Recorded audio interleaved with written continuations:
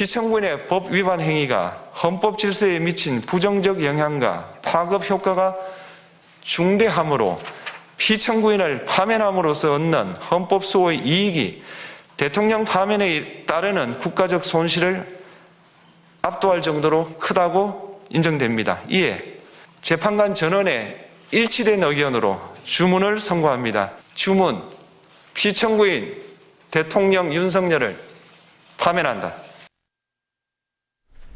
불법 비상계엄과 탄핵의 강을 건너 오늘 내일의 대한민국을 이야기하는 시간 가져보겠습니다. 이강윤 정치평론가, 이종훈 시사평론가, 최창렬 용인대 특임교수 세 분 나오셨습니다. 안녕하세요. 안녕하세요. 안녕하세요. 예, 저희가 이 세 분을 지난주에도 모시려고 그랬는데 그때 또 이 선고가 나오지 않아서 세 분한테 양해를 구하고 또 다른 방송을 진행했습니다.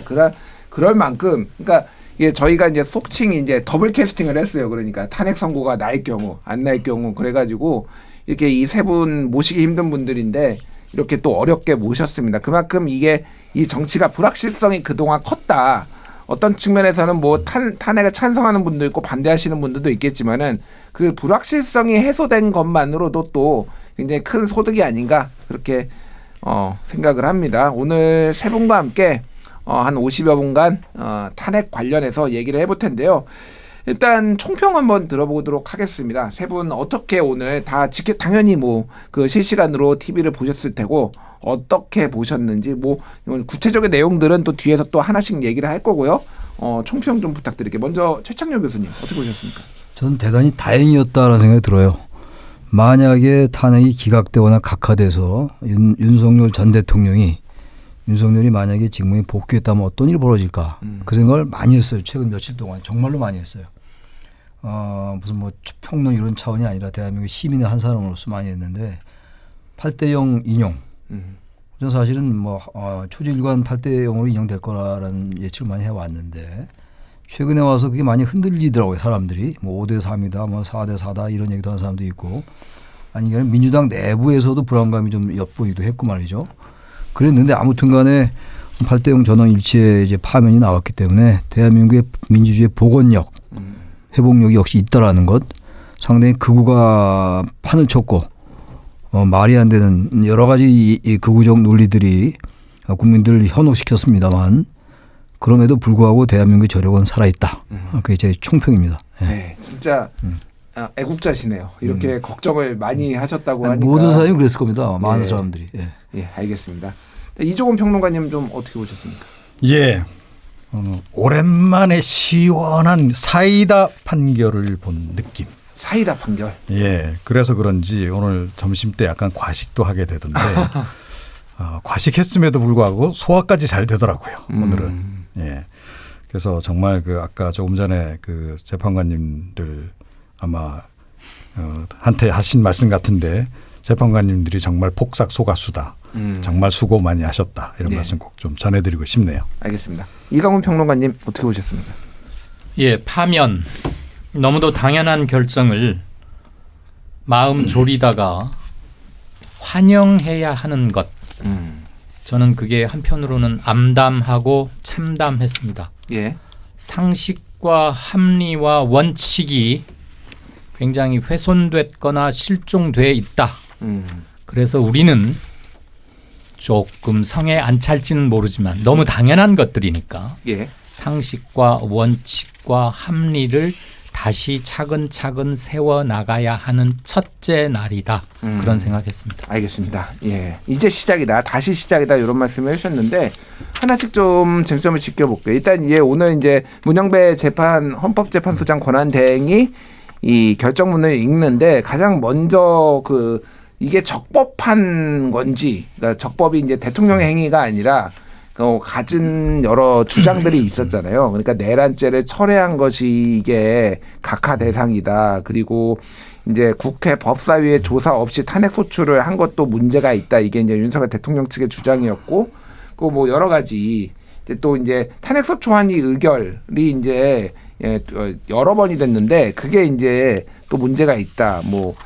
계엄 선포는 정치적 결단이기 때문에 사법심사 대상이 아니다. 이런 주장들이 있었는데 이게 모두 받아들여지지 않았어요. 이제 이게 소위 말하는 각하설 뭐 아니면 기각설의 주된 논거였잖아요. 이종원 평론가님은 좀 어떻게 보셨습니까? 예. 그러니까 이 문영배 그 헌재 소장 권한대행께서 이제 하나씩 이렇게 이제 배제를 다 하더라고요. 윤석열 대통령의 그 동안의 주장들을. 예.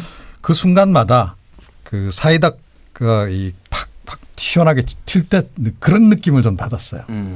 그러니까 통쾌하게 하나씩 마치 도장 깨기 하듯이 딱 정리를 해 나가시는 걸 보고 그리고 이제 조금 전에도 말씀하셨다시피 개개건에 관해서 그렇게 생각만큼 이견이 없었다라고 하는 거가 이제 그러니까 주문 쭉 이제 그 오늘 결정문을 쭉 읽어 내려가시는데 한 중간 정도 이제 들으니까 이거는 뭐 결론은 예. 정해져 있구나 하는 게 딱 느껴질 정도로 그런데 그 매 하나하나의 그 윤석열 대통령의 좀 말도 안 되는 주장들을 이렇게 배제시켜 나가는 그 과정 자체가 예. 저는 한편의 드라마였다. 저는 그렇게 생각을 합니다. 그렇군요. 이게 이제 눈에 띄었던 게 이제 보충 의견. 그러니까 보충 의견이라고 하는 거는 전체 취지에는 동의를 하지만은 이거에 대해서 약간의 이제 다른 생각들 있는 거를 이제 보충해서 설명하는 건데 이게 이제 하나가 쟁점이 있었던 게 윤석열 대통령 측이 주장한 게 형사소송법이 2020년에 개정이 돼가지고 그러니까 예전에 피신조서랑 피의자 신문조서가 이제는 법정에서 본인이 이거를 증거 능력으로 인정할 수 없다라고 검찰에서 옛날에 진술을 한 것을 뒤집을 수가 있기 때문에 그래서 검찰에서 있었던 이 수사 기록은 쓸 수 없다라는 주장을 했는데 이거에 대해서도 쓸 수 있다라고 얘기를 했지만은 보충 의견이 있었어요. 이거에 대해서. 그래서 이 전문 법칙을 보다 엄격하게 적용할 필요가 있다. 그러니까 이거는 쉽게 얘기를 하면은 앞으로의 이제 그런 탄핵 심판 과정에서 이런 그러니까 뭐 수사 기록을 좀 더 엄격하게 적용해야 된다라는 김복형 조한창의 보충 의견도 있었고 그리고 이미선 김영두 같은 경우에는 두 가지로 갈렸죠. 완화해서 적용해야 된다 네, 이렇게 네, 얘기를 했는데 이강현 평론가님 어떻게 보셨습니까? 우선 뭐 총괄적으로 말씀드리자면 헌재 소장 권한 대행이 하나하나 5개 형사소추, 탄핵소추 사유에 대해서 하나하나 짚어가면서 객관적 팩트를 다시 일깨워 줬죠. 그런데 아시겠지만 그 5개를 모두 다 충족해야 되는 게 아니고 그 5개 중에 하나, 그러니까 5어죠, 5어. 1부터 5까지 모두 다 충족해야 탄핵이 가능하다가 아니라 예. 그중에 하나만 걸려도 인정을 받아도 탄핵인데 전원이 5개 사항에 대해서 이견 없이 했다는 것에서 우리가 최근 요 며칠 동안 도대체 무슨 이견이 있길래 이렇게 늦어지나 이거 가지고 설왕설래하고 많은 억측들이 있었잖아요. 그거에 비하면 오늘 탄핵 헌재 법정에서의 선고는 굉장히 명쾌하고 심플했으면서도 궁금증이 한편으로 남는 거였고 유일하게 8명 중에 의견이 갈렸다는 것을 명시적으로 예. 선고문에서 바로 느낄 수 있게 몰라요. 앞으로 얼마나 백그라운드 취재나 회고록 같은 형태를 통해서 뒷이야기들이 어디까지 공개가 되고 확인이 될 수 있을지는 모르지만 전 국민에게 동시에 알려졌던 것 중에 하나가 전원 사항의 증거 및 능력 부여 여부를 가지고 의견이 달랐다는 것을 공개를 했잖아요. 네. 아까 말한 조한창, 김복형 두 사람과 이미선 또 한 사람의 재판관들이 예. 한쪽에서는 좀 더 강화해서 엄격하게 해야 한다. 전원 사항을 증거로 인정할 것인가. 그다음에 피의자 신문조서, 흔히 말하는 피신조서에 대해서도 마찬가지고요. 다른 한쪽에서는 굳이 그렇게까지 할 것 없다. 여기서는 유무죄와 양형을 다투는 형사법정이 아니라 자격심판법정이자 징계재판의 성격이 강하기 때문에 탄핵법정은 그것이 헌법을 위배했느냐. 그다음에 국민의 신임을 배신하였느냐가 좀 더 중요하게 고려되어야 하고 그래서 피신조서의 증거 능력이나 전원 사항을 어디까지 인정할 것인가에 대해서는 차라리 좀 더 완화되어야 한다. 그 굉장히 갈린 거죠. 어떻게 보면 둘 다 반대인데 저는 행여라도 헌재의 선고가 늦어지는 데 그런 것들이 일부 작용하지 않았을까. 그래서 뭐 5대3, 6대2 온갖 억측까지는 아니었더라도 예. 이분들이 아마 객관적 팩트를 놓고 오랫동안 싸웠던 것 같지는 않아요. 다만 법리나 해석이 사실은 불필요했는데 네. 이것이 전범을 세우는 과정이지 않습니까? 대법원은 판례로 헌법재판소의 결정은 위헌 여부를 통해서 예. 그래서 아마 시간이 있었지 않았나 생각합니다. 알겠습니다. 그러니까 이견이 있었으면 이제 우리가 이날 공개가 오늘 됐죠. 예, 결정문으로 확인이 된 거고 그거는 특정의 증거 채택 여부를 놓고 이제 이거 법리를 적용하면서 어떤 거를 증거를 채택할 수 있는지 없는지를 놓고 이제 했는데 확실히 이 부분은 이제 앞으로 좀 더 논의를 통해서 해소될 부분인 것 같고 교수님께 여쭤볼게요. 최창 교수님. 오늘 아침까지만 해도 국민의힘에서나 뭐 이제 보수 성향의 패널들이 4대4 기각설, 5대3 기각설 뭐 이런 거를 얘기를 했거든요. 네. 뭐 이제 뭐 각자의 추측이니까 어차피. 근데 이제 결국은 8대0으로 나왔단 말이에요. 네. 이 부분은 좀 어떻게 보셨습니까? 그 5대3, 4대4 설이 예. 부쩍 한 2, 3일 전부터 이른바 보수 패널들 입에서 많이 나오더라고요. 꼭 약속이나 한 듯이 말이죠. 그 최근에는 그런 말은 안 나왔었어요. 뭐 기각될 수도 있다. 예. 뭐 기각의 가능성을 배제할 수 없다. 이렇게 좀 우회적으로 얘기했는데 부쩍 어제 그제부터는 4대4, 5대3 이게 숫자를 얘기하더라고요. 예. 그 좀 이상하다. 그럼 알 수 없는 거니까. 그 이유가 글쎄 모르겠어요.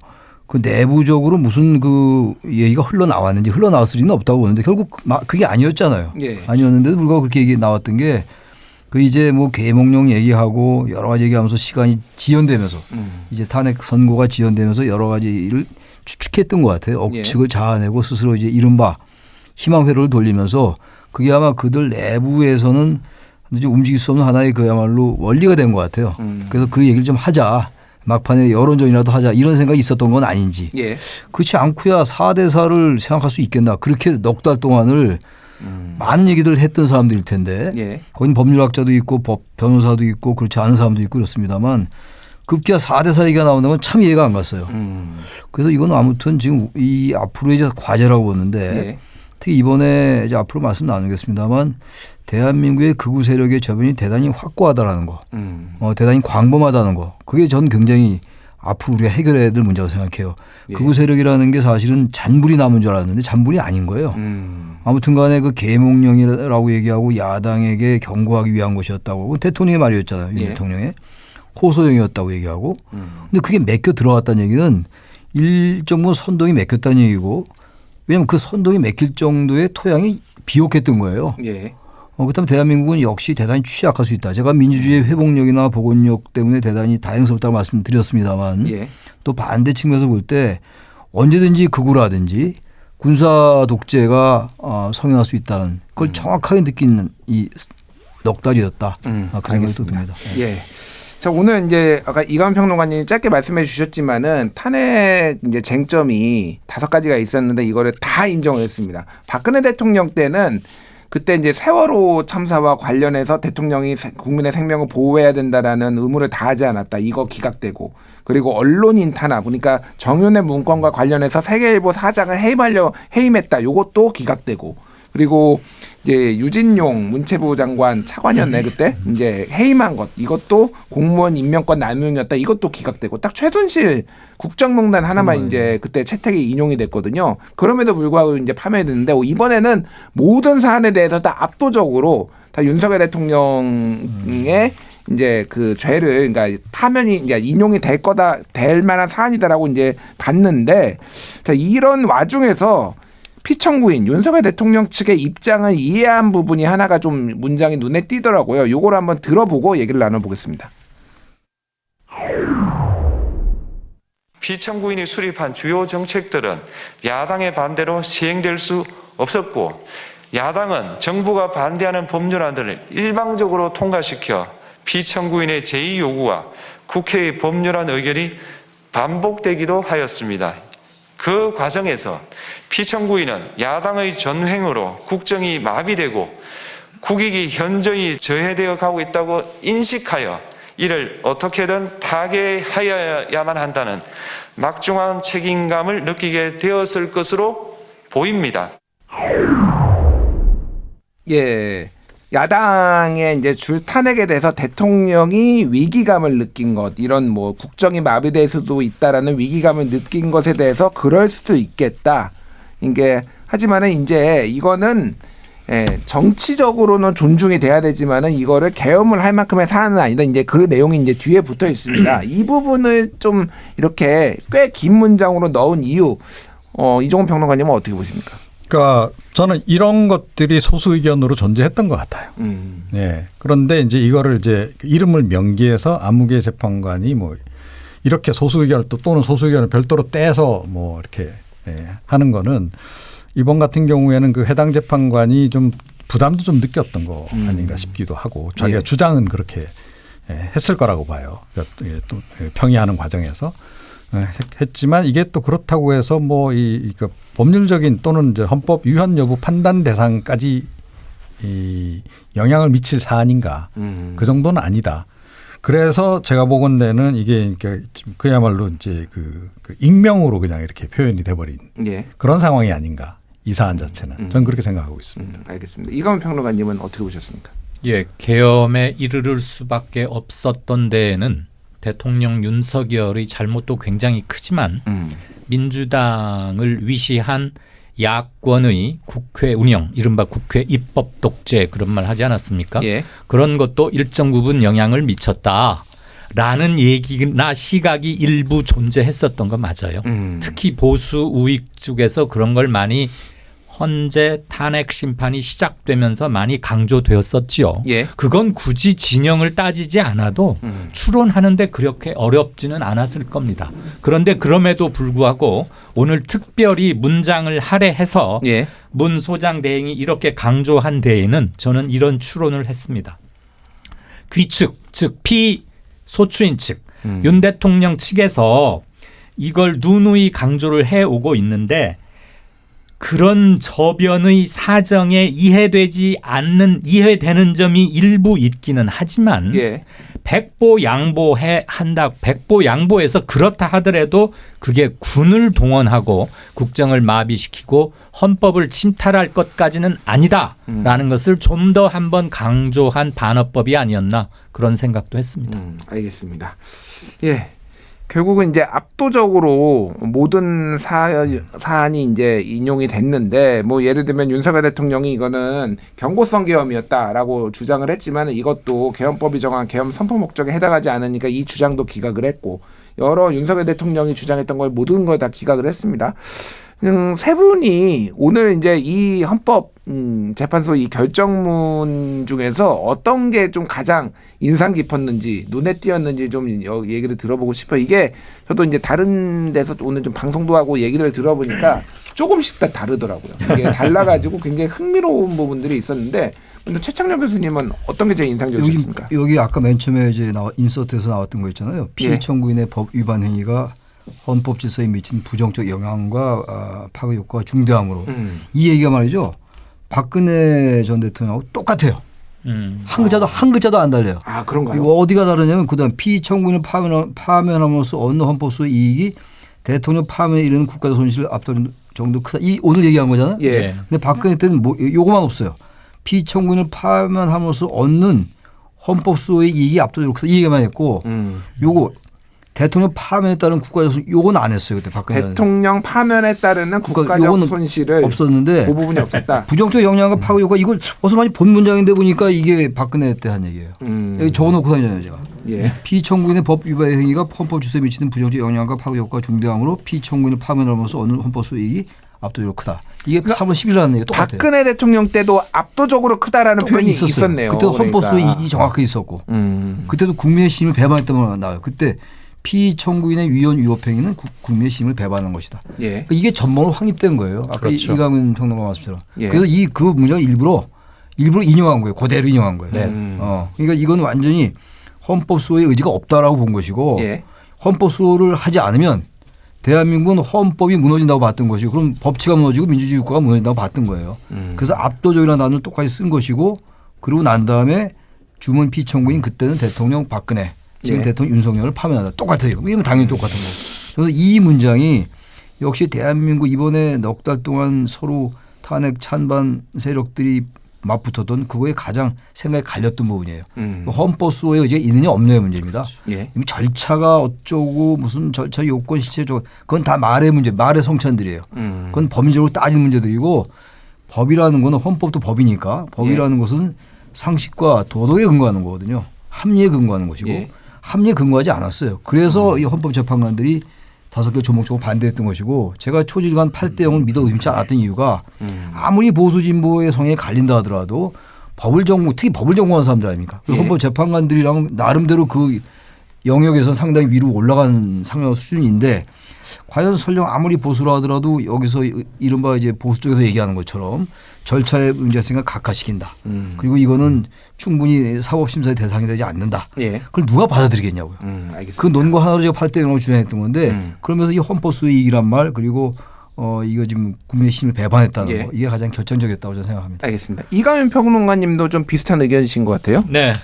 아까 사전에 제작진하고 뭐가 제일 인상적이냐고 그래서 이거 골랐는데 최 교수님께서 설명해 주신 거 100% 동의하고요. 예. 22분 정도 쭉 혼자 말씀하시대요. 많은 얘기를 하셨는데 저는 이 두 가지가 제일 잔상에 오래 남았습니다. 헌법 수호라는 것과 국민 신뢰를 배반했다. 이 두 가지보다 더 명백한 탄핵 사유가 있을 수 있겠습니까? 라고 강조하시는 것으로 저는 들었고 그렇게 압축했습니다. 알겠습니다. 자, 이종훈 평론가님은 조금 다른 부분을 주목하셨는데 요거는 인서트 듣고 저희가 얘기 나눠보겠습니다. 이러한 행위는 법치국가 원리와 민주국가 원리의 기본 원칙들을 위반한 것으로 그 자체로 헌법 질서를 침해하고 민주공화정의 안정성에 심각한 위해를 끼쳤습니다. 네. 이종훈 평론가님 요 어떤 취지로 요거를 좀 주목하신 건가요? 제가 이제 관심 깊게 들은 대목이 이제 민주공화정의 안정성에 심각한 위해를 끼쳤다. 이 부분입니다. 이게 예. 뭐냐면 지금 원래 국회 이제 탄핵소추단에서 처음에 탄핵소추안에 포함시켰다가 중간에 배제시킨 게 내란죄 관련 부분이잖아요. 그래서 헌재가 그 한덕수 총리 이제 그 탄핵소추 관련해서 탄핵 선고할 때 예. 뭐 이 내란죄 관련 부분도 좀 언급이 나올지 말지 관심이 높았는데 그때도 전혀 언급이 없었어요. 오늘도 명시적으로 언급이 없었습니다. 그래서 지금 이제 일각에서는 이제 어떤 얘기가 나왔냐면 탄핵을 당하고도 예. 파면을 당하고도 어쩌면 내란죄는 피해갈지도 모른다. 그런 얘기가 있었거든요. 그러니까 통상적으로 내란이라고 하는 거는 권력을 갖지 못한 자들이 권력을 찬탈하기 위해서 하는 행위. 예. 이로 보통 보잖아요. 근데 윤 대통령은 자기가 권력을 쥐고 있는 사람이었잖아요. 근데 권력 쥐고 있는 사람이 내란을 한다는 게 말이 돼? 그러니까 상식적으로 일단 이제 우리가 이해할 때 이제 그렇게 이제 주장을 이제 윤 대통령이 하고 어쩌면 그게 먹힐 수도 있다. 그거였는데 거기에 좀 쐐기를 박은 얘기다 이거는. 그러니까 단순히 이게 뭐 그러니까 권력을 잡기 위해서 대통령 권력을 잡기 위함이 아니고 민주공화정 자체를 흔드는 행위를 했다라는 얘기예요. 국채를 흔들었다는 거예요. 그래서 이건 내란죄에 해당한다는 얘기를 헌법재판소가 굉장히 포장을 해서 안 그러면 이것도 재판에 또 괜히 영향 미치는 발언을 한 것으로 오해받을 수도 있잖아요. 예. 내란죄 재판 지금 막 이제 시작한 상황인데 그래서 이렇게 표현을 넣었는데 예. 헌법재판관들의 판단은 내란죄 혐의를 제외시켰음에도 불구하고 이거는 내란죄이기도 하다 하는 거를 이렇게 간접적으로 전 명기를 했다. 예. 그렇게 지금 보고 있습니다. 알겠습니다. 제가 10초만 하나 예, 한 말씀하십시오. 말씀 보태도 예. 괜찮을까요? 법률가들이 선고문 그러면은 누가 해석을 해줘야 할 만큼 좀 어렵고 전문 지식이 필요하거나 용어의 진입 장벽도 상당하잖아요. 예. 그런데 오늘 헌재 소장의 얘기를 20분쯤 들으면서 혹자들은 이러더군요. 아, 명문이다. 조목조목. 저는 그게 잘 모르는 사람들은 도저히 상상할 수 없는 법적인 해석을 명쾌하게 해주거나 아름다운 문장으로 가득 차서 명문이 아니고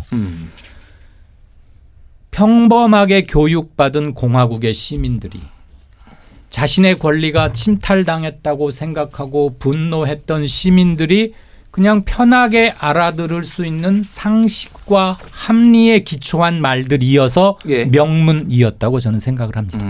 그렇군요. 알겠습니다. 이제 뭐 개인적으로 좀 인상 깊었던 거를 다른 세 분이 언급 안 한 거를 하나를 저는 말씀을 드리면은 이게 헌법재판소 이 탄핵 심판이 정치적 사법재판이라고 보통 얘기를 하잖아요. 그거가 왜 그런 건지를 제가 이해를 했는데 아까 전에 윤석열 대통령의 그 사정에 대해서 다 이해를 했잖아요. 그러니까 본인은 국정이 마비라고 느낄 수는 있지만은 그렇게 해서는 안 된다. 대화와 타협을 해야 된다라고 얘기를 하면서 이런 얘기를 하더라고요. 그러니까 피청구인 윤석열 대통령이죠. 취임한 때로부터 약 2년 후에 치러진 국회의원 선거에서 피청구인이 국정을 주도하도록 국민을 설득할 기회가 있었습니다. 그 결과가 피청구인의 의도에 부합하지 않더라도 야당을 지지한 국민들의 의사를 배제하려는 시도를 하여서는 안 되었습니다라는 건데 쉽게 얘기를 하면은 당신이 제대로 못해가지고 솔직히 여당이 총선 이길 수 있었는데 국민 설득할 기회도 있었는데 당신이 못해가지고 지금 야당이 이렇게 대승을 한 건데 그러면은 민의를 받들어야지 왜 남 탓을 하느냐. 저는 그렇게 이거를 받아들였거든요. 그러니까 그 말이죠. 예, 그래 그 얘기잖아요. 그러니까 국민을 설득할 기회가 있었는데 왜 못했냐. 그러니까요. 이게 참 이런 게 이제 정치적 사법재판 이게 이제 일반적인 형사재판하고 다른 게 이런 거구나라는 거를 저는 개인적으로 좀 인상 깊게 봤습니다. 예, 뭐 어쨌든 이제 윤석열 대통령 파면이 됐고 뭐 지금 윤석열 대통령의 입장도 뭐 나왔습니다. 먼저 이거 윤석열 대통령 입장을 좀 어떻게 보셨는지 지지해준 그 국민들한테 감사의 표현도 했고 또 이제 이 뭐 다 이거 임무를 완수하지 못해서 좀 아쉽다라는 얘기하고 국민을 위해서 기도를 하겠다 이런 내용이 좀 나왔거든요. 이건 평론가님 어떻게 보셨습니까? 예, 제가 먼저 두 선배분들 계시지만 먼저 말씀드리는 것을 이해해 주십시오. 기대에 부응하지 못해서 뭐 미안하다, 죄송하다 이런 표현이 있었잖아요. 예. 누구의 어떤 기대라는 말이 제일 먼저 저는 생각이 났어요. 이를테면 그렇게 길지 않은 사과문이라고 할까요? 입장문이라고 하죠. 예. 저는 사과라고 잘 안 느껴졌기 때문에 일단 이건 승복도 사과도 아니다. 그리고 상당히 어정쩡했다. 그래서 윤석열 전 대통령은 최근 사태, 1년의 사태, 좀 더 넓게는 자기 집권기 3년 동안의 인식에 어떤 변화가 거의 없다. 자기 세계 안에 여전히 빠져 있고 무엇이 잘못되었는지 아직 스스로 명확히 인식조차 하지 못하고 있다. 예. 사과문이라 함은 우리 모국어인 한글을 그냥 보통으로 구사하는 사람이 한 번에 듣고 바로 알아들을 수 있어야 합니다.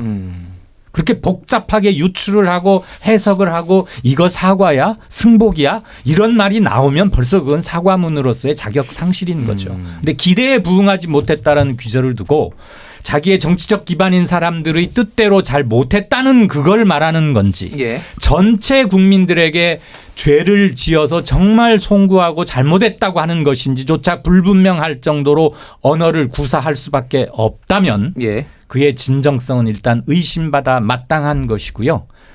조금 시쳇말이자 격한 말씀을 드리자면 예. 아직도 명확히 뭘 깨닫지 못하고 물정을 정확히 터득하지 못하고 있는 게 아닌가 그런 생각을 갖게 돼서 굉장히 유감스럽습니다. 예, 제가 요거는 그냥 짧으니까 네 문장이니까 읽어드리는 게 좋을 것 같아요. 윤석열 대통령의 입장 전문이었는데 사랑하는 국민 여러분, 그동안 대한민국을 위해 일할 수 있어서 큰 영광이었습니다.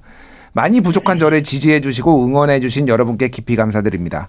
여러분의 기대에 부응하지 못해 너무나 안타깝고 죄송합니다. 사랑하는 대한민국과 국민 여러분을 위해 늘 기도하겠습니다. 윤석열 드림 이렇게 했는데 최창렬 교수님은 어떻게 저는 이걸 보면서 예전에 박근혜 대통령의 입장이 좀 생각이 나더라고요. 상당히 유사한 거 아닌가.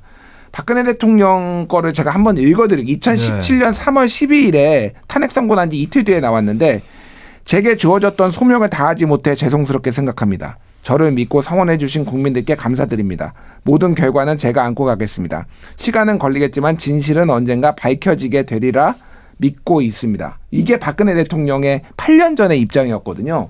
좀 어떻게 보셨습니까, 최창렬 교수님? 근데 최소한도 저기 헌재 재판 선고에 대해서 승복이라는 단어가 영 쓰기 싫으면 존중한다라는 이런 말을 했었어야 돼요. 예. 제일 걱정스러웠던 게 탄핵 찬반 세력이 워낙 격돌이 심했기 때문에 특히 탄핵 반대 세력의 규모가 대단히 컸어요. 그건 우리가 분명히 인정해야 되는 거고 그렇다면 그 사람들에게 내가 따르겠다 헌재의 결과를 그러면서 이런 얘기 했어야죠. 승복의 단어 썼어야 돼요. 근데 마지막까지 안 했잖아요. 그리고 최소한도 어제나 그저께 정도는 헌재 재판의 결과에 대해서 존중하겠다는 말을 해야 됩니다. 그래야지 자신을 뽑아준 대통령으로 뽑아준 국민에 대한 최소한의 예의자 도리였어요. 예. 그거 안 했잖아요. 안 하고 지금 했던 지금 사과문이 저런 거거든요. 저런 문장이 저 문장인데. 그런데 기대에 부응하지 못했다. 이거는 사과가 아니죠. 지금 말씀처럼 사과라고 볼 수도 없고 헌재 재판에 존중한다는 말도 없어요. 다시 말하면 이 얘기는 향후 벌어질 여러 정치 상황에서 자기가 자신이 영향력을 발휘하겠다. 예. 라고 해석될 수 있는 여지가 있다라는 거예요. 저는 그래서 이건 전혀 사과로 할 수 없다. 그러니까 자신의 입장에서 지지자들에게 예. 어떤 위로의 어떤 메시지다라고 생각해요. 이건 정말로 대통령으로서 자신을 지지했건 지지하지 않았건 그런 얘기가 들어가야 되는 거예요. 예. 그런 얘기가 없잖아요. 어쨌든 네. 불법 비상계엄을 일으켜서 국민 여러분께 사과드립니다. 이런 내용이 들어갔어야 그리고 된다는 거죠. 얼마나 많은 혼란이 야기됐어요. 혼란이 상상을 초월했던 거였잖아요. 예. 얼마나 많은 걱정을 했습니까? 제가 기도 다 했을 정도인데 그야말로. 예. 정말로. 예. 그러니까 이런 것들에 대한 얘기가 최소한 있어야죠. 자신을 지지하지 않았던 국민들도 국민이고 예. 그렇다면 근데 그런 게 너무 없어서 과연 저분이 우리나라의 대통령이었나라는 그런 정말 회의 같은 거 좌괴감 같은 거 그런 게 들더라고요 저는. 알겠습니다. 그 이종훈 평론가님한테는 이렇게 질문 드릴게요. 지금 이제 윤석열 대통령의 사실상 불복이 가능성도 있고 자기를 중심으로 해서 지지층들을 규합해서 뭐 어떤 방식으로든 정치를 하려는 거다 이런 얘기를 하셨는데 오늘 권영세, 권성동 두 지도부가 지금 윤석열 대통령 사저 그러니까 관저로 방문을 해가지고 지금 만났다라는 얘기가 속보로 나왔고 그리고 국민의힘 의총이 열렸는데 굉장히 경론이 오갔다라고 해요. 패족이 됐다 우리가. 김기현 의원은 우리가 패족이 됐다. 그래서 이번 대선은 이기기 힘드니 향후 10년 뒤를 준비하자. 뭐 이런 얘기를 했다라고 하고 탄핵을 찬성한 사람들을 반대를 한 사람 아니야 탄핵을 반대한 사람들을 징계해야 된다. 이런 내용도 막 나왔다고 하거든요. 어떻게 보십니까? 이 윤석열 대통령의 입장과 국민의힘의 어떤 향후 전망. 윤석열 대통령의 머릿속을 들여다볼 수 있는 좋은 기회였다라고 저는 생각을 해요. 그러니까 헌법재판소 마지막 최후 진술에 쓴 시간이 몇 분인지 기억나십니까? 67분? 네. 67분을 썼습니다. 그런데 오늘 국민을 위해서는 1분도 안 썼어요. 30초 읽으면 30초도 사실은 안 돼요. 네. 이게 윤 대통령 머릿속이다. 그건 뭐냐 하면 자기가 67 국민 많이 쳐줘서 1분 치고 67분의 1 이겁니다. 이분은. 이게 보통 이제 윤석열 대통령이 누군가 대화할 때 1시간 얘기하면 본인이 59분 얘기하고 1분 정도 듣는다고 하던데. 그렇게 말씀하기 좋아하시는 분이 예. 지금 이렇게까지 지금 헌재 결정문을 받아 놓고서 그렇게 할 말이 없었냐. 국민 여러분 죄송합니다. 이 얘기만 해도 저는 뭐 한 시간 해도 모자랄 판인데. 예. 그래서 윤 대통령이 이걸 보면 앞으로 어떻게 할지도 딱 눈에 지금 보이는 게 아닌가 이런 생각이 들어요. 예. 그러니까 자기가 67이에요. 그러니까 이분이 이제 뭐 탄핵 심판은 이제 받은 거고 이제 남은 게 뭡니까? 내란죄, 예, 형사 재판. 거기서 어떻게든 살아남아야 되겠다. 이 생각으로 아마 이제 뭐 그거에 온통 전력 질주할 가능성이 굉장히 높고 그러면 정치적 영향력도 절대 놓으려고 하지 않을 겁니다. 그러니까 뭐 이번 탄핵 집회하는 과정에서 뭐 보수가 똘똘 뭉쳐갖고 지지율도 비교적 높게 나왔고 그렇잖아요. 예.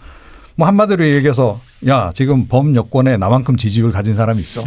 이거 아니에요. 대선 주자들도 뭐 10%도 안 나오는 것들이 이럴 거란 말이에요. 그러면서 아마 여전히 그 상황 노릇을 앞으로도 하려고 들 가능성이 높고 또 그게 본인의 내란죄 무죄를 받기 위한 그런 이제 포석이기도 하다. 저는 그렇게 생각을 합니다. 지금 방금 잠깐만 속보 이거 전해드릴게요. 윤석열 대통령이 얘기를 했다라고 하는데 당 중심으로 대선 준비 잘해 꼭 승리하게 바란다. 이런 메시지를 윤석열 대통령이 냈다고 합니다. 예, 이강훈 평론가님 말씀해 주시죠. 예, 방금 이종훈 평론가님 말씀을 들으면서 든 생각인데 법조인으로서나 정치인으로서나 양쪽 다 함량 미달 아닙니까?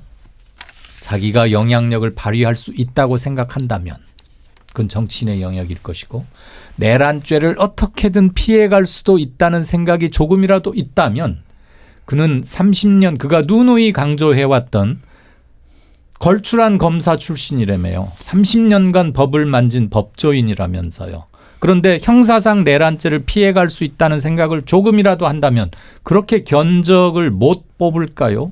그러면 법조인으로서도 함량 미달 같아요. 알겠습니다. 네, 이 선배께 드리는 말씀은 아니고 어쨌든 윤석열 대통령이 탄핵이 됐고 이제 향후 이제 전국에 미치는 영향이 굉장히 많습니다. 하나하나씩 뭐 오늘 다 살피기에도 좀 어려울 정도로 나중에 또 시간을 내서 봐야 될 것 같은데 일단은 하나는 윤석열 대통령과 김건희 여사, 윤석열 전 대통령이거든요. 제가 이제 입이 붙어가지고 사실은 이게 전자를 안 붙이면은 또 화내시는 청취자분들이 계셔서 정확하게 해야 될 것 같습니다. 윤석열 전 대통령과 김건희 여사에 대한 수사 문제가 있을 거고 당장 이제 조기 대선. 그래서 오늘 한덕수 총리가 이제 열흘 이내에 대선 일자를 지정을 해야 되는데 6월 3일이 좀 유력한 것 같고 요것도 이제 가야 될 것 같고 또 이제 각 정당 특히 이제 국민의힘의 어떤 내부 어떤 분란 뭐 이런 것도 굉장히 주목할 포인트인 것 같은데 일단 대선부터 얘기를 좀 해볼까요? 최창렬 교수님. 대선 같은 경우에는 뭐 어떤 구도로 좀 이게 진행이 될까요? 이게 워낙 대선 기간이 짧잖아요. 예. 공고하고 나서 2월 3일이니까 오늘부터 지금도 대선 국면이에요. 이제는 이제 파면된 그 순간부터 말이죠. 날짜는 공고가 아직 안 됐습니다만 예. 압도적으로 민주당이 유리할 수밖에 없어요. 민주당이 잘해서가 아니라 지금 이거 완전 민주당에게 정권을 상납하는 격이에요. 어떻게 될지 모르겠습니다만 상납하는 격이다. 만약에 이기게 된다면 민주당이. 그럼 민주당이 잘했다기보다도 국민의힘이 보여줬던 도저히 이해가 가지 않는 아무리 국민의힘을 이해하려고 생각해도 납득되지 않는 부분이 너무 많았어요. 예. 전환기 씨에게 계몽령이라는 걸 가르쳐서 감사하다고 인사하는 정치인이 있는가 하면 네? 도저히 이해가 안 가요. 어느 의원이라고 제가 하도 많이 딴 데서 얘기해서 여기서 얘기를 안 하겠는데 예. 그런가 하면 그 이른바 극우정놀이를 그대로 답습하고 그 스스로들을 극우정당이라고 아주 잔인한 꼴이 되고 말았어요. 예. 그래도 명색이 보수정당이잖아요. 국민의힘이. 극우정당은 아니지 않습니까? 그런데도 불구하고 극우정당이라고 해도 하나도 손색이 없을 정도의 그런 그 메시지 같은 것들. 근데 그러한 것들을 바꾸지 못하면 이번 대선 치르나 마납니다. 아무런 의미가 없어요. 그 정도로 보시는 전 그렇게 봐요. 그 국민의힘에 대해서 제가 그렇게 부정적이지 않았어요. 예. 양쪽을 뭐 양비론을 많이 봤고 제가 양시론도 많이 봤어요. 근데 문제는 이 정도로 국민의힘이 진짜로 수준 미달이 정말 몰랐어요. 이렇게 그러니까 자유한국당 때가 생각이 나는데 그때도 형편없었어요, 솔직히. 예. 그 졌잖아요, 그래서 대선. 그리고 지고 나서 이번에 보면은 의원들이 저거를 근데 제가 드디어 이해를 하기 시작했어요. 어떤 거냐면 이 사람들이 자기 정치를 하는구나. 그러니까 3년 후에 총선이 있잖아요. 예. 그때 이기기 위해서는 저렇게 해야 되는 거예요. 그러니까 그분들이 난 비합리적이라고 생각했는데 대단히 합리적인 분들이었던 거예요. 특히 대구 경북을 중심으로 한 그 의원들. 그리고 또 당권을 겨냥한다라고도 많은 사람들이 해석하고 있는 그러한 분들, 당의 중진들. 예. 그 사람들도 자기 정치를 정확히 하고 있었던 겁니다. 근데 그게 착실하는 거죠. 그렇지 않다는 거예요. 예. 그러니까 그분들은 대단히 합리적인 선택을 해왔습니다만 결과적으로 그건 대단히 비합리적 선택일 것이다. 그래서 이런 식으로 간다는 말이죠. 국민들 앞에 속고대지하지 않고 개혁을 정당화하는 것 같은 그런 식의 발언했던 것도 사죄하지 않고 예. 또 탄핵에 찬성한 거 반대한 거에 대해서 사죄하지 않는다면 정당으로서 존재가 뭐가 있겠는가. 그게 아까 이정훈 평론가에서 지적한 바로 그거예요. 아까 민주공화정 법치국가. 예. 법치국가 원리와 이 공화정의 안정성에 심각한 위해를 누가 끼치겠어요. 국민의힘이 상당 부분 그 자신들 지지하는 사람들 탄핵을 반대하는 사람들에게 이런 인식을 불어넣어줬잖아요. 예. 그 물론 극우적 토양이 있었다 하더라도 책임져야죠 국민의힘이. 알겠습니다. 네. 책임져야 된다라고 하니까 우리 방송에서 이제 며칠 전에 정규재 전 주필하고 인터뷰를 했는데 국민의힘은 폐기되어야 될 정당이다. 탄핵이 2번 당했고 책임을 져야 되면은 폐기되어야 될 정당이다. 이런 얘기를 해서 유튜브 조회수가 폭발을 했거든요. 예. 저도 그런 생각이에요. 과연 그런 정당으로서 존재가 예. 있는 정당인가. 그렇군요. 왜 극자 정당에 대해서는 그렇게 비난하면서 왜 자신들의 극우적 모습에 대해서는 극우 정당이라고 단정하지 않겠어요. 극우적 모습에 대해서는 왜 반성 안 합니까? 알겠습니다. 과연 저런 정당이 과연 양대 정당을 우리는 같이 싸잡아 비판하는데 이전 싸잡아 비판하고 싶으면 하나도 없어요. 예, 특정 정당만 비판하고 싶어요. 알겠습니다. 진짜. 이종훈 평론가님 어떻게 될 것으로 좀 보십니까? 네. 재보선에서 그 자유통일당 후보가 32%를 구로구청장 그 보궐선거에서 예, 획득을 해갖고 제가 굉장히 그걸 눈여겨봤습니다. 국민의힘 후보가 안 나왔죠. 국민의힘 후보가 안 나왔기 때문에 보수표가 다 그쪽으로 몰려갔다 하더라도 예, 네. 예를 들어서 예전에 이제 민주당 후보가 안 나오는데 정의당 후보가 나가서 뭐 당선된 경우 있긴 있어요. 그렇긴 한데 그래도 소수 정당이고 뭐 국회의원 한 명도 없는 정당이 그런 정도 득표를 한 거는 굉장히 이례적인 사건이다라고 저는 봐요. 예, 지금 국민의힘이 이 탄핵 정국에서 극우화를 계속 지향했거든요. 그래서 자유통일당하고 차별점이 사라져 버렸어요. 사라진 데다가 그 극우 지향적인 보수 지지층이 보기에는 오히려 자유통일당만 못해. 자유통일당은 메시지도 선명하고 분명한데 오히려 예. 그런 거예요. 그런데 지금 보수 지지층 자체도 사실은 이제 국민의힘뿐만 아니라 보수 지지층 자체도 상당히 극우화돼 버린 것 같아요. 성향 자체가. 자 그렇게 보면 그게 한 33% 정도 되는 것 같은데 예, 그런 상황이면 아마 보수 정당 그 1위 정당이 바뀔 거다. 바뀔 수도 있다. 자유통일당으로 오히려. 아, 2위 정당이 1위 정당이 국민의힘은 제치고 자유통일당이 국민의힘은 1등이 그냥 된다. 그러니까 보수 쪽에서 이제 1위를 말씀하는 거예요. 네, 보수권에서의 국민의힘은 사실 이번 탄핵 국면에서 당 지도부한테 막 배신자라고 하기도 하고 막 그랬잖아요. 예. 그 세력 쪽에서. 그래서 어정쩡한 게 싫은 거예요. 지금 이제 이 극우화된 보수 지지층들 입장에서는. 그래서 그 사람들은 확실한 아예 극우를 선택할 예. 가능성이 높고 더 강경보수로 국민의힘이 갈 것이다 이렇게 보시는 건가요? 그러면? 국민의힘이 그렇게 못 가니까 자유통일당으로 옮겨 탈 가능성이 높다라는 말씀을 제가 드리는 거예요. 네. 그렇군요. 굉장히 국가적으로는 우려해야 될 상황인데 지금 보수 지지층의 전반적인 분위기로 봐서는 그럴 가능성이 있고 거기에 윤석열 전 대통령이 상당한 기여를 할 가능성도 저는 있다고 봐요. 예.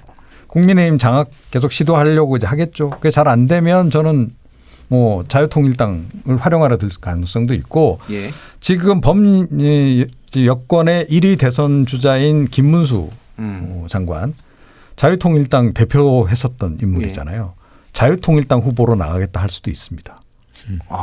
그래서 보수표가 그쪽으로 오히려 더 쏠림 현상이 발생할 수도 예. 있는 상황이 벌어질 수도 있다. 알겠습니다. 이강훈 평론가님한테 요거도 비슷한 맥락인데 이제 대선에서 이기려면 중도 확장을 해야 되잖아요. 어떤 정당이든 그동안의 관례를 봤을 때 이게 좀 잘 될 수 있을지 그게 좀 궁금합니다.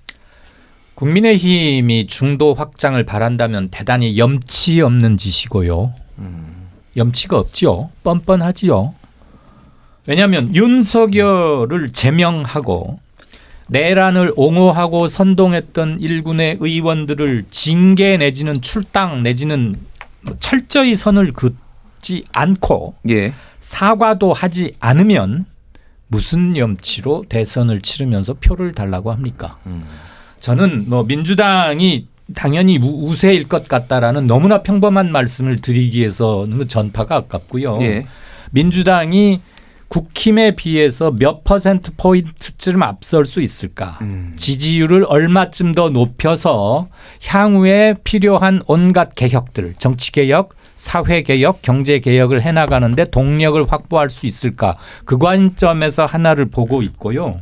예, 또 하나는 개혁 보수와 이른바 건강한 보수, 개혁 보수, 합리적 보수 이런 말들 우리가 해왔지 않습니까? 관행적으로. 예, 그것과 극우 폭력 보수들, 아스팔트 보수라고 하는 사람들, 뭐 전 무슨 목사, 뭐 한국사 하는 전 아무개 등등등 그런 사람들을 어떻게 구분하고 시민들이 어디까지 용인할 수 있는가도 굉장히 중요한 시험대에 오른 선거일 것이다. 그런데 2달이라는 것은 그런 모든 필터 작업을 하기에는 너무 짧아서 예, 차기에 들어설 정부는 굉장히 많은 스트레스와 짐을 안고서 출발하는 정부일 것이다.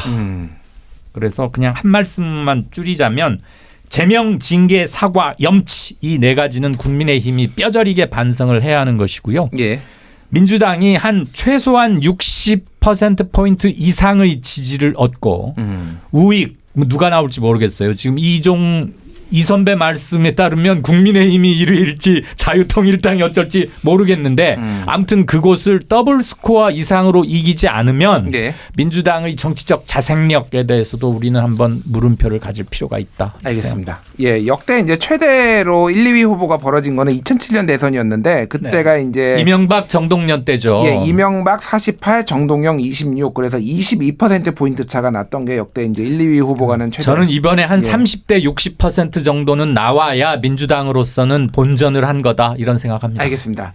자, 이제 그 시간이 다 돼서 짧게 한 20초, 30초씩만 앞으로 이제 과제들 좀 말씀을 부탁드리겠습니다. 최창렬 교수님부터. 근데 이번 사태를 보면서 말이죠. 아까 모두에 드린 말씀이에요. 어느 정당이 이기던 말이죠. 민주당이 이길 가능성이 높죠. 현재로 봐서는 그렇습니다. 예. 그 설령 그렇다 하더라도 중요한 게 정치는 그대로 가야 되는 거 아니에요. 어느 정부 집권한다 하더라도. 이렇게 극우와 국힘이 말이죠. 국힘이 결별하지 못하고 차별하지 못한다면 대한민국 정치가 정말 갈 길이 암담해요. 예. 그냥 보수도 건강해질 때 이쪽에 좌에 있는 진보 정당도 건강해지는 거예요. 예. 이쪽이 이렇게 형편없는 정당으로 전락하고 그야말로 구시대적인 퇴행적인 그 수구적이고 그러한 그 과거에 몰각되어 있는 그런 정당. 알겠습니다. 그런 정당은 어떻게 대결을 합니까? 알겠습니다. 누가 이게 뭐가 의미겠어요? 그걸 예. 빨리 국힘이 제자리로 돌아와 달라. 이제 그 말씀 드립니다. 예. 정신 차려라 국힘 이 정도로 요약을 네. 하겠고요. 이종훈 평론가님. 네, 저는 윤석열 전 대통령에게 꼭 좀 당부를 드리고 싶어요. 제발 국민 생각을 30초 말고 예. 한 10분 정도만이라도 해달라. 예, 그래서 본인 생각만 계속 하고 본인 살 길만 모색할 게 아니고 전직 대통령으로서 그나마 조금 명예라도 좀 지키고 싶다면 국민이 살 길이 무엇인가를 알겠습니다. 좀 고민해 달라. 예. 그렇게 이강훈 말씀드리겠습니다. 평론가님 짧게 네, 부탁드릴게요. 흔히들 빠라고 축약되는 양극단 훌리건 지지자들 예. 팬덤 정치 지양 없애야 되겠고요. 20%의 득표를 한 정당이면 20%의 의석을 획득하는 보장해주는 식으로 선거법이 바뀌어야 한다고 봅니다. 알겠습니다. 예, 오늘 이게 끝이 아니라 시작이라는 생각에 세 분 말씀을 드리면서 더 많이 드네요. 한마디만 더 할게 클럽 오늘 여기서 마치겠습니다. 세 분 감사합니다. 감사합니다. 고맙습니다.